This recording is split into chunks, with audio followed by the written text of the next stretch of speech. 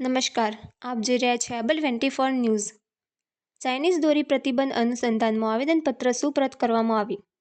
આજરોજ વિજાપુર મામલતદાર કચેરી ખાતે ડિજન્ટી જસ્ટિસ ફોર હ્યુમન રાઇટ ફાઉન્ડેશનના નેશનલ પ્રેસિડેન્ટ તેજસી પરમાર, ગુજરાત પ્રદેશ અધ્યક્ષ અરવિંદસિંહ ચાવડા માર્ગદર્શન હેઠળ ચાઇનીઝ દોરી વેચાણ સામે જરૂરી પગલાં ભરવા જેથી અબોલ પક્ષીઓ તેમજ રાહદારીઓ ટુ વ્હીલર ચાલકો ઘાયલ ન થાય તે હેતુસર dignity justice for human right foundation ટીમના ગુજરાત પ્રદેશ અધ્યક્ષ અરવિંદસિંહ ચાવડા, વિજાપુર તાલુકા પ્રમુખ બળદેવસિંહ બારડ, શહેર પ્રમુખ મહેન્દ્ર શર્મા, અમિતભાઈ ઓઝા વગેરે સભ્યોએ વિજાપુર મામલતદાર શ્રી એપી ભાટી સાહેબને આવેદનપત્ર આપવામાં આવ્યું.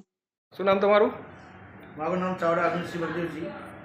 આજે જે આવેદનપત્ર આપ્યું તમે જે ચાઇનીઝ દોરીના પ્રતિબંધ માટે, તે શું કહેશો એના માટે?